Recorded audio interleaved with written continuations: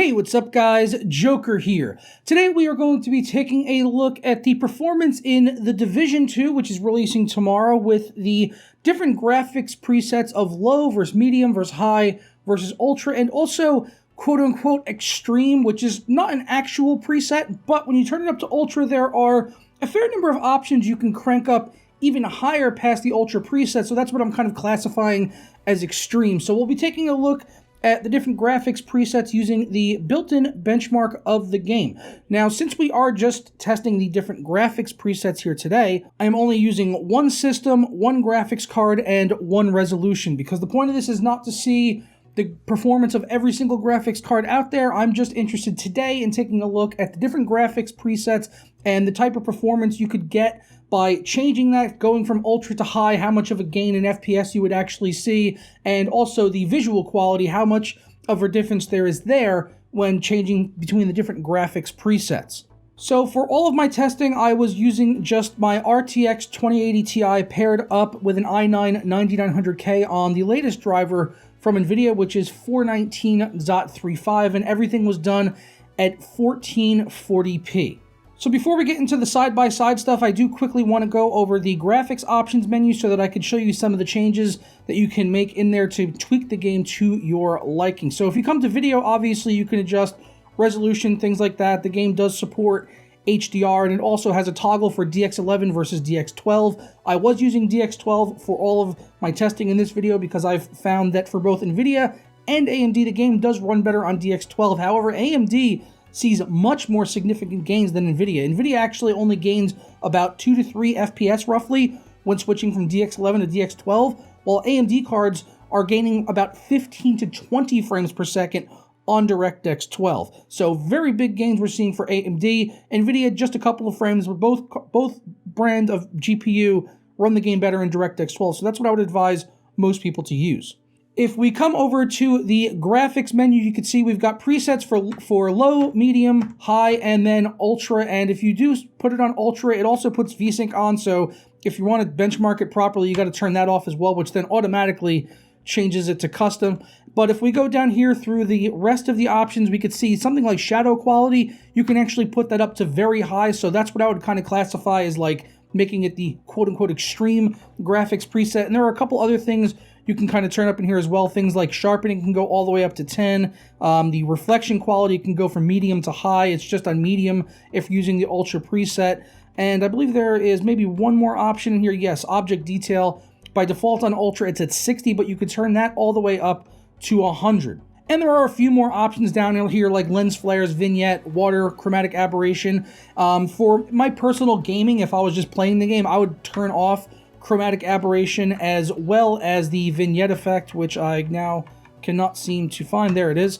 Because both of those just don't really add anything visually to the game. They've also got things in here like high resolution sky textures, terrain quality. These are all on by default with the ultra preset. As you saw there, I only changed the vignette option and the chromatic aberration, but for my testing, I just left everything as it was on the graphics presets. So taking a look at the in-game benchmark here with low, medium, high, and ultra, I will do a separate side-by-side here with ultra versus the extreme with everything turned up in the graphics options menu after this. But first, I just wanted to take a look at the different graphics presets if you were kind of messing around with them in-game and the performance gain you would expect to see. So going through this entire run, you can see that between the different presets, there's like roughly a 30 frame per second difference between the different ones. So going from ultra to high should net you a pretty significant boost in performance, while the visual quality doesn't really change all of that much. Even low on this game looks really, really good, in my personal opinion. But let me know down in the comments below, between low, medium, high, ultra, if you spot any differences graphically, leave something down in the comments, because I was really struggling to find any significant differences besides maybe a little bit lower resolution shadows and some of the reflections in things like the water. But for the most part, it looks, like I said, on all the presets, Division 2 looks really good. And even on low, this game is actually chewing up a ton of video memory on my 2080 Ti, using like 8 gigs of VRAM, while going up to ultra, it's using between like 9 and 10. So even at low, this game will allocate a ton of video memory as long as you've got it on the graphics card to use.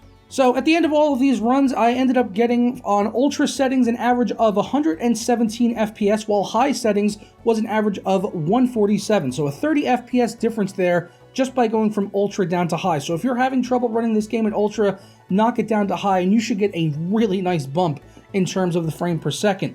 Going from High to Medium, it went from 147 to 177, so another 30 FPS bump there, and dropping it down to Low brought the average FPS up to 232. So going from medium to low, almost a 60 FPS gain there. So that should give you a decent idea of what you could see, you know, if you're playing Ultra versus High, if you're having trouble running the game, knock it down to High. You should get really good performance, and if there's, you know, some options that you want more than others, you could probably go in there and tweak them one at a time and find the good sweet spot for this game, because it does scale pretty well. I was running it on a GTX 1060 at 1080p Ultra settings, and it ran absolutely fantastic. Now, when you do turn all of the options up to Extreme, again, you're not really seeing a massive impact in terms of visuals, except for maybe object detail. You'll see a few more objects on screen and little details and things like that, as it's called, object details, obviously. And remember, if on Ultra, we got an average of 117 FPS, so if you crank everything up in the graphics options menu, I ended up getting an average of 105 FPS. Again, same card, same system. The only thing changing here was the graphics settings. So overall, I'm pretty pleased in terms of the scaling in the Division 2 and being able to customize these options, because some games we see come along and there won't be that big of a difference even in performance between Ultra and Medium, but with this game, it seems like it's scaling really well between the different presets. So hopefully everyone out there, no matter, you know, if you're running a low budget system, mid-range, you should be able to find a good a graphic setting in this that will make the game run pretty darn well for you at your particular resolution. As I said, the settings in here scale pretty well, so that's really nice to see. And overall, I think they've done a pretty good job with this port, if it is a port, of the Division 2, and that's not something I usually say about Uplay games, but they've actually done a pretty good job. I've been playing on my 2080 Ti on the Ultra preset, playing at 4K, and I average over 60 frames per second. I believe I got 66 average FPS in the benchmark. There were some drops down below 60 in the benchmark when you get into some of the combat areas where there's a lot of smoke effects and everything on screen,